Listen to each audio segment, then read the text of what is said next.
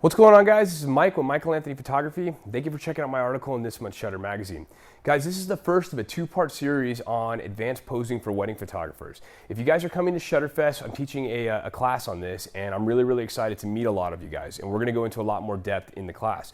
But there's a couple of things that I definitely want to focus on in this video and elaborate on further than what I wrote in my article. Now, one thing that you guys will hear me say over and over again in person or what I wrote in my article is that posing is about communication. Now, more specifically, what I'm referring to when I write that is that whatever you are trying to communicate in your head to the viewer, that is going to be conveyed through your pose. And when you're posing a female specifically, which is what this article is about, there's very small details that are going to influence the overall theme or mood of the photograph in general. For instance, if you're posing boudoir or you're posing fitness, right? This is a situation where you're more likely to shift weight from, say, the hips or the butt into the camera, as opposed to posing normal wedding photography or normal portrait photography, where we would normally want to put less emphasis on those areas and more emphasis on the face of the subject in general. Now, don't get me wrong, in wedding photography, there are often times where I might shift weight into the camera or shift weight away from the camera. It just depends on, again, what you're going for in the overall mood of the photograph. But one of the things that I definitely want to chat about or elaborate on further in this video is to make sure that when you guys are posing or you're setting up a pose, that you're paying extra careful attention to the direction of the light source. Now, when you guys are posing the body, okay, what side you turn that body to in relationship to the light is going to make the subject appear larger or smaller, right? So one of the ways that we can greatly influence the overall look of a photograph or whether somebody likes it or not is by making sure that we are accentuating the good parts about them and hiding some of their insecurities or minimizing some of their flaws, right? So when you're talking about posing in relationship to the light, oftentimes I will say to turn the body away from the light.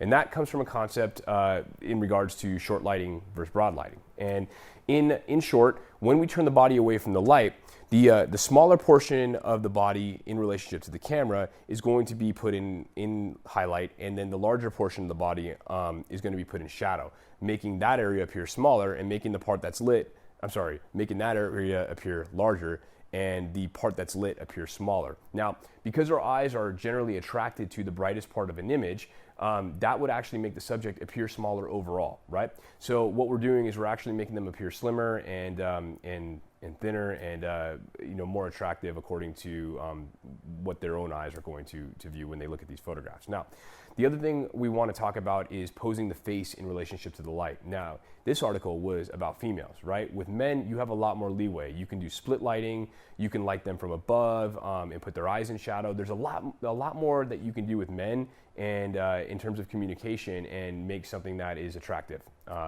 But with females, generally, I like to light them from the short side of their face. So in the same regards to the body, okay, we're going to turn the body away from the light. Well, we're going to turn the face away from we're going to turn the body away from the light, but we're going to turn the face back into the light for the photograph. And by doing that, you're creating the shadow on the cheekbone, and you're putting the short side of the face in light, and you're making it appear more attractive, more slender, just a very good overall look.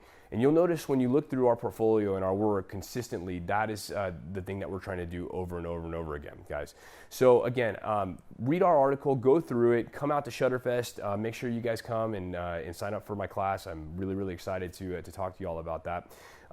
But when you guys are setting up your poses, just keep that in mind that posing is about communication, and what you guys are trying to convey to your viewer is going to definitely be influenced by the pose that you set them up in. Thank you guys again for checking out my article, and I look forward to speaking to you next month in Shutter magazine.